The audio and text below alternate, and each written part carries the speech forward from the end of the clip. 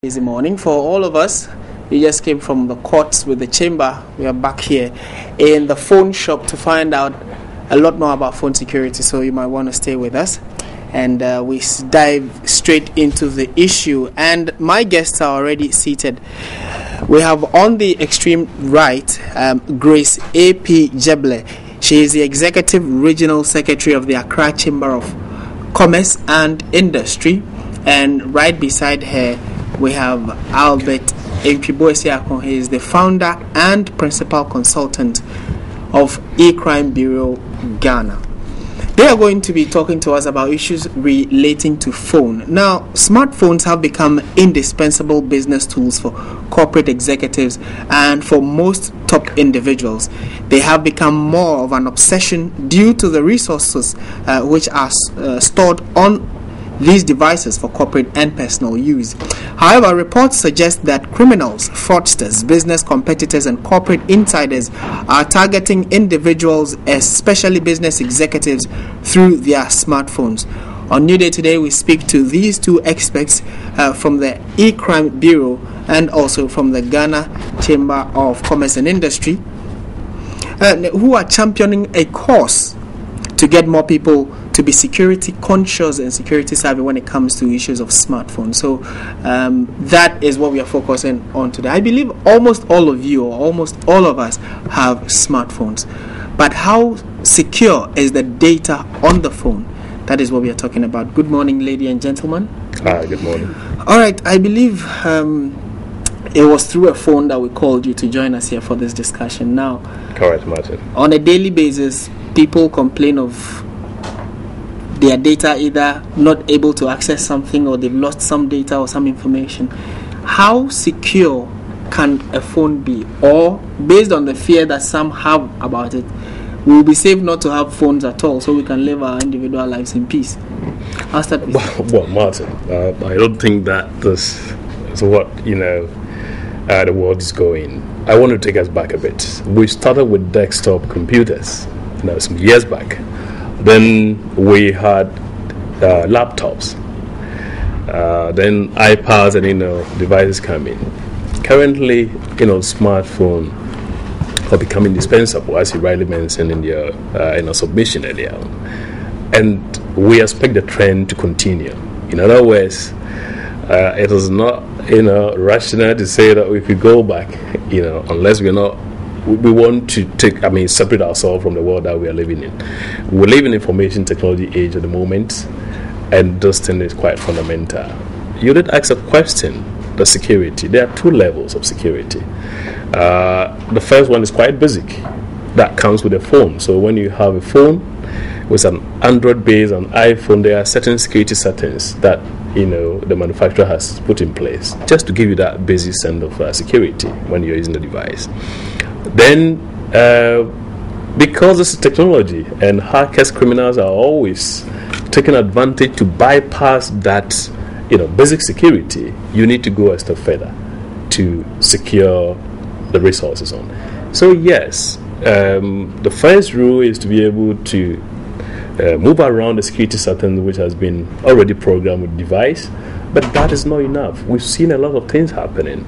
Leakages of data, phishing attacks, and this is becoming very common as far as attacks targeting smartphones are concerned, and businesses are really at risk.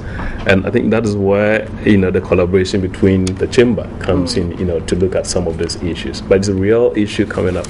Right, then I'll come straight to you then, Madam Grace Jeble. How serious is the issue of phone security or phone tapping, data loss, when it comes to issues of businesses? Thank you very much.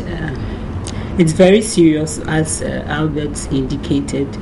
Now businesses are moving from the desktop, even from the laptop, to their smartphones, because the trend is said that as a business person you cannot afford to sit at one place. You can't limit yourself to your office space. You are always on the move, and the fact that you are outside the block of your office doesn't mean that your business comes to a standstill. Business must go on. So the applications and the services provided by smartphones are very crucial. And so if businesses now find it more convenient in doing business over their smartphones, then risk that emerging risks targeting smartphones is very serious and needs to be taken into consideration at a very high level. And that's where the chamber wants to come in at the right time before it explodes to save the scarce resources. Right. Yeah. But for an individual, correct. How secure is it? For instance, I just put a password on my phone, which I think everybody does, or well, those who know about it. What else can be done to secure a phone or mobile device? Like Martin, the first thing that I wish to advise your viewers is let's develop the security mindset. I'm a Ghanaian. I've been operating here. Our level of awareness of cybersecurity, that includes smartphone security, is very low. In other words, we use the devices. The technology is available, we use them. But then, the security thing doesn't come in at all. As long as you're able to Skype, able to WhatsApp, able to call, able to go to the internet, that is it. No, that's step one.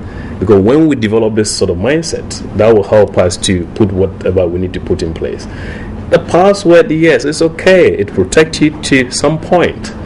But there are techniques there that the criminals are also using, to get into your devices. Right. So it is good to have a password, to prevent, intruders. For example, you're in the office or out there and then you just leave your phone a minute, nobody will be able to just quickly go in.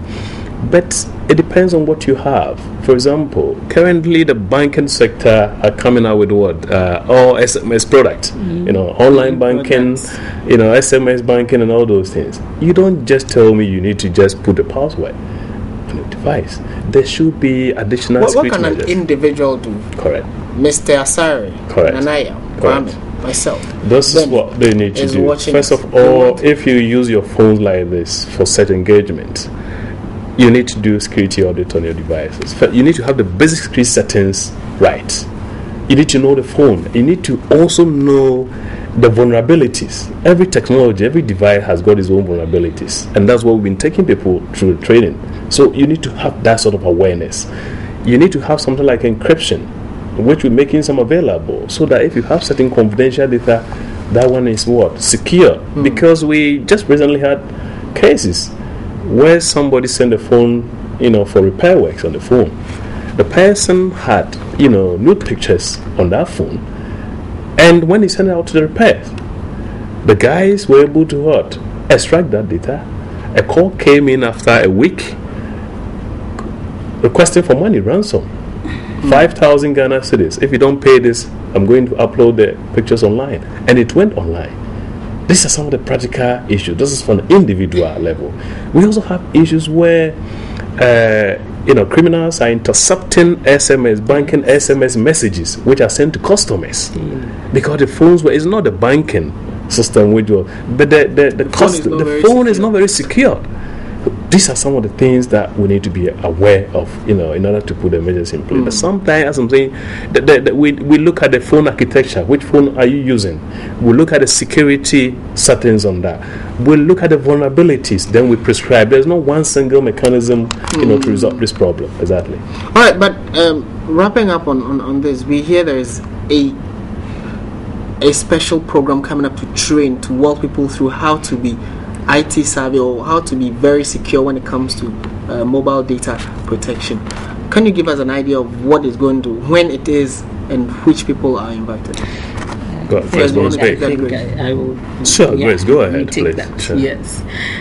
Based on all that has been said, the Chamber, we've been collaborating with the E-Crime Bureau for some time on running programs on fraud and all that, how to detect it and how to prevent it.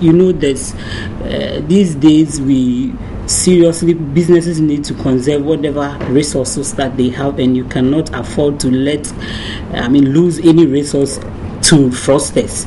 So we've been interacting, and based on the concerns and the reports that have been coming, we decided that why don't we collaborate? Since you have the technical know-how, why don't we collaborate and bring these business executives who are sending their invoices online, who are checking the financial details online, who are doing all kinds of transactions, and I bet you the cost of losing such information is so much.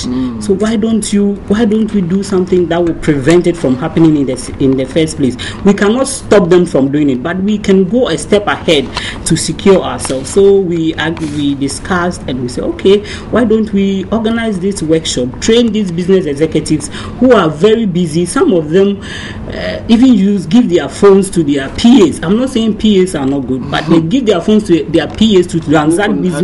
When I deal with business people, and I know that you go and the PA is transacting all manner of business on behalf of these business executives, and they are vulnerable.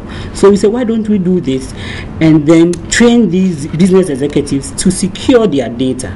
And so we discussed and we decided, okay, 19th, that is tomorrow, will be the appropriate one for the Accra one. We are planning the nationwide exercise at Alisa Hotel to actually take these business executives through the practical ways of even using their smartphones most of the time and then securing them.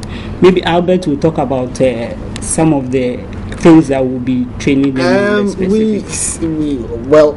Just 30 seconds, because we seem to have wrapped up or running out of time on this, but what are the individual things that someone should not do when it comes to smart devices? All right, okay. Please, be very careful which site you visit. The website you visit is very important. You need to trust that website, because criminals are setting up a website just to attract people, to go there and give out their information. Number two, it is also good to have, if you have some confidential information on your phone, you need to have encryption, sort of. Look, we have instances when armed robbers come to your house. The first thing that they will go for, that your laptop, your smartphones, or those things.